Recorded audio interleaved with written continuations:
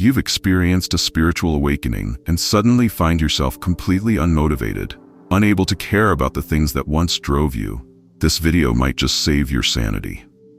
What you're experiencing isn't depression. It's something Carl Jung predicted over 70 years ago, and understanding it will change everything. I'm James, and today we're diving deep into one of the most misunderstood phases of spiritual growth, the post-awakening motivation crash. If you've been beating yourself up for feeling numb after your breakthrough, stick around. This isn't a bug in your spiritual journey, it's a feature. 1. The awakening paradox. Here's what nobody tells you about spiritual awakening.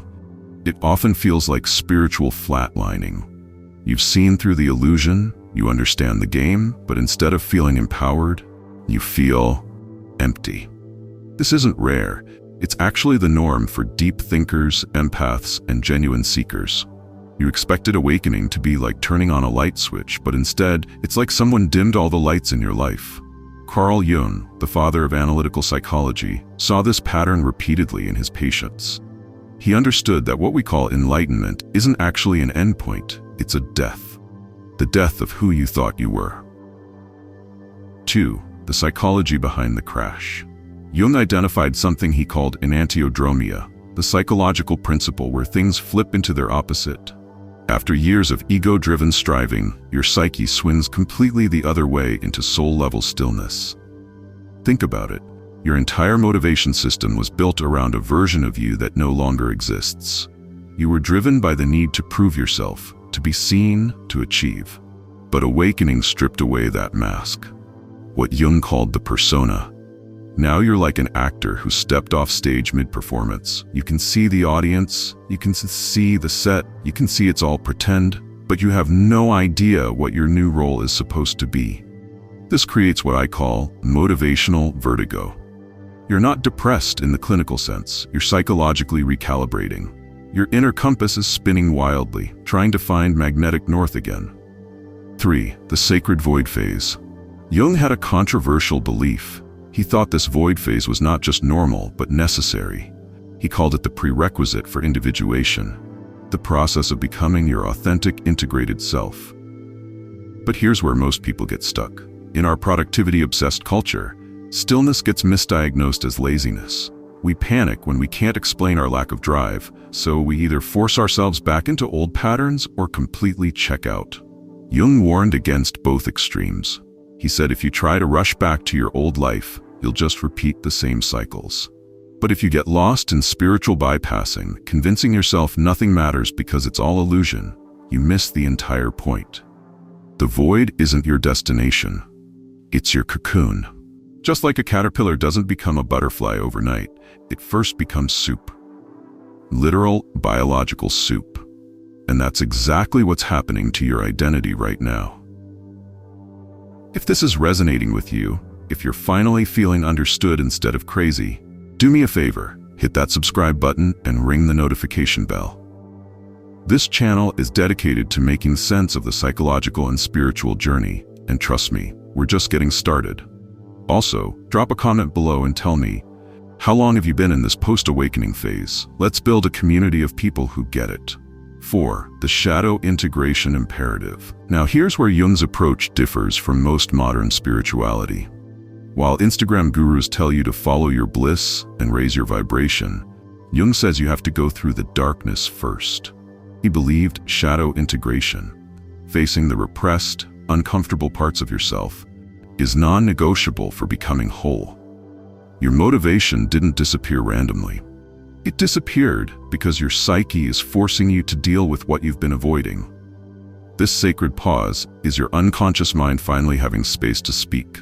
All those years of doing, achieving, and performing created so much noise that your deeper wisdom couldn't get through. Now, in the silence, it's rising. You might be feeling anxiety, grief, or confusion you can't explain. That's not a malfunction. That's buried material finally surfacing. Jung would say, thank God, now you can actually heal it. 5. The emergence of authentic motivation. But here's the beautiful part, and why this process is worth trusting. When you stop resisting the void, something extraordinary begins to happen.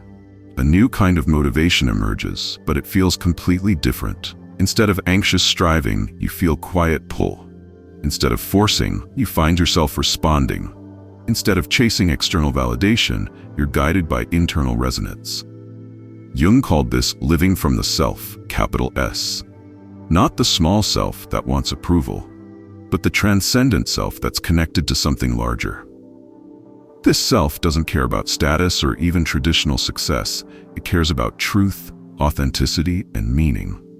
When this new motivation comes online, you'll notice some interesting changes. You say no to opportunities that look good on paper but feel wrong in your gut. You create even when no one's watching. You choose peace over performance. You follow curiosity instead of checklists. 6. Practical integration. So how do you work with this process instead of against it? First, stop asking what should I do and start asking what's quietly calling me. The self speaks in whispers, not shouts. Secondly, pay attention to your dreams, synchronicities, and gut feelings. Jung believed these were how the unconscious communicates with consciousness. Your logical mind might be confused, but your deeper wisdom is still functioning. Thirdly, embrace what Jung called the symbolic life. Start viewing your experiences as meaningful, not random. That book that keeps showing up, that conversation that won't leave your mind, that creative urge you keep dismissing, these aren't coincidences. Fourth, be patient with the process. Individuation isn't a weekend workshop. It's often a lifelong journey. You're not trying to get back your old motivation. You're discovering an entirely new operating system. The irony is that this soul-powered motivation often gets more done than ego-driven hustle ever did. But now it's sustainable. Now it's authentic. Now it's aligned with who you actually are, not who you thought you should be. If you've been wondering where your spark went after awakening, understand this. The old fire had to burn down so you could discover a deeper flame. One that doesn't flicker when external winds blow. Carl Jung never promised an easy path, but he promised a meaningful one. You're not losing your motivation, you're transforming it. You're not becoming lazy, you're becoming real. This isn't the end of your spiritual journey. In many ways, it's where the real journey begins. The journey from spiritual insight to integrated living. From awakening to embodiment. If this video helped you understand what you've been going through, please give it a thumbs up and share it with someone who needs to hear this message. There are so many people suffering in silence, thinking something's wrong with them, when they're actually going through one of the most sacred phases of human development. Subscribe for more content that bridges psychology, spirituality, and real-world application. And remember, your inner wisdom knows exactly what it's doing, even when your mind doesn't have a clue. Trust the process. Trust yourself. You're exactly where you need to be.